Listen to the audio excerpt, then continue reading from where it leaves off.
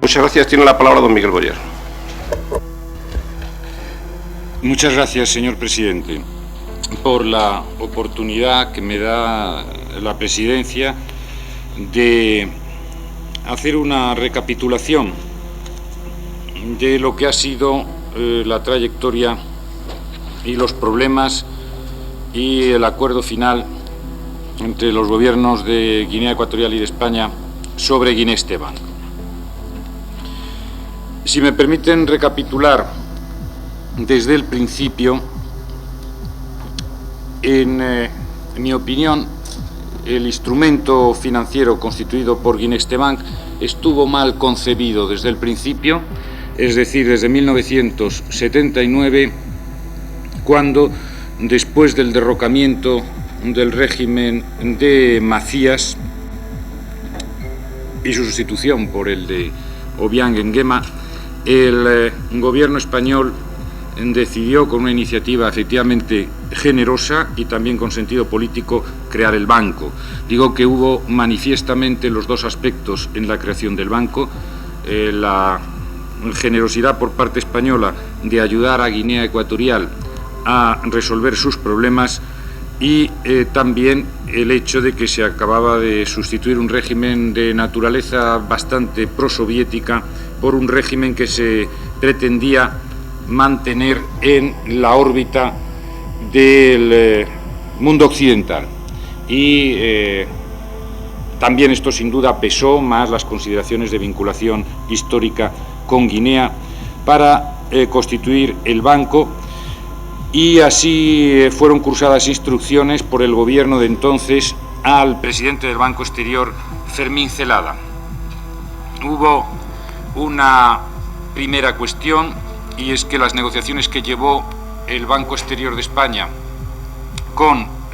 las autoridades guineanas se encaminó a conseguir una mayoría española, y en esa primera fase las autoridades guineanas aceptaron una mayoría española del 70% y una minoría guineana del 30%, aunque finalmente, después de esa negociación, las instrucciones cursadas por el gobierno español fueron de constituir, me refiero a los representantes del Banco Exterior de España, fueron de constituir una empresa con 50% de capital guineano y 50% de capital español y presidente de Guinea Ecuatorial. Se constituyó efectivamente el banco en abril del año 1980 con un capital de $1 millón que, al cambio de entonces de 80 pesetas dólar, era naturalmente 80 millones de pesetas. Las consecuencias de esta concepción inicial fueron, a mi juicio, tremendamente trascendentales en la marcha del banco en los siguientes años. De hecho, los guineanos controlaron el banco de una manera excesiva. Solo ha habido 6 empleados españoles sobre una plantilla de 90 personas, con el presidente guineano, como decía antes, con voto de calidad para dirimir las cuestiones en litigio, y con un interventor general guineano que ha sido también uno de los principales responsables de los errores de gestión cometidos en el banco. Las interferencias políticas de la parte guineana contra una práctica bancaria normal fueron constantes desde el principio, y así se han reconocido pues tanto en la auditoría de Pricewaterhouse como en cartas del ministro Inestrosa de Hacienda de Guinea Ecuatorial a mí mismo. A partir del momento inicial, el contexto en que se desenvolvió el banco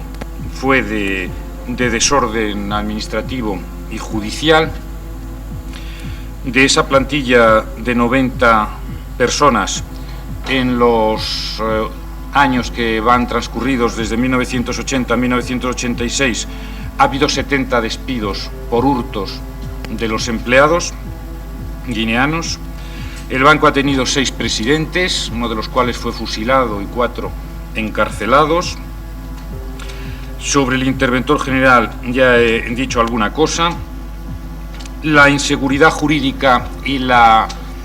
inoperancia de los tribunales guineanos en cualquier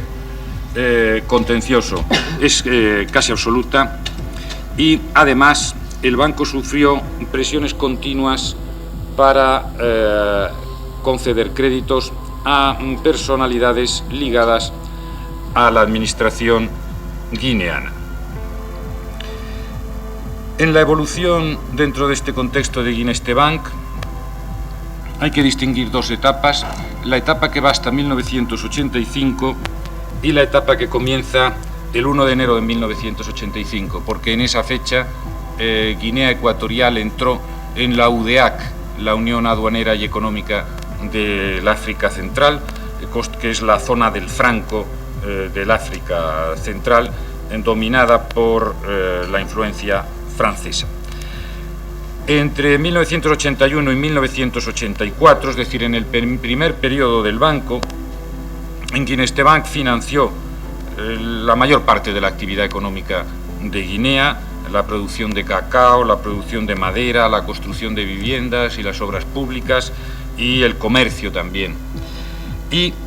el banco tuvo beneficios reales en 1981 y beneficios nominales teóricos en los años 82, 83, 84 y 85. Digo nominales o teóricos porque la mayor parte de los intereses o no se cobraban y se capitalizaban, aumentando el principal, y se apuntaba el devengo en la cuenta de resultados, y entonces pues figuraban unos intereses no percibidos que se acumulaban al capital, y había unos resultados que, como digo, eran en gran parte nominales, y otras veces se producían pagos efectivamente de intereses, pero gracias a la circunstancia de que hasta el 1 de enero del 85 la moneda guineana, el ecuele, era una moneda que fabricaban sin ninguna restricción con la máquina de hacer billetes, naturalmente. ¿Y en qué es el problema? Que se corta el 1 de enero del 85 cuando entra Guinea en la UDEAC. Como esos beneficios que aparecían en las cuentas del banco eran más nominales que reales, las autoridades guineanas se negaron a que se transfiriesen dividendos en los años 82, 83, 84, y el 84 y el 85, por otra parte, ya se consideró que había que llevar a reservas y a provisiones los resultados, que eran nominales, y tampoco se planteó la cuestión de transferir dividendos. Pero en definitiva puede considerarse que el único beneficio real fue el del primer año, que todavía el funcionamiento era modesto y relativamente regular, y en el resto de los años ya, como digo, no hubo ninguna transferencia de beneficios. El 1 de enero de 1985, con la entrada de Guinea en la zona económica y aduanera del África Central, se acabó la posibilidad para Guinea, para las autoridades guineanas, de recurrir a la máquina de hacer billetes en bicueles. Pasó a la convertibilidad del franco CFA de la zona con el franco francés, en razón de 50 francos CFA por un franco francés. Naturalmente, el Banco Central de toda el área, que es el BEAC, controla la expansión monetaria y ya no puede recurrirse a ese fenómeno, y entonces comenzó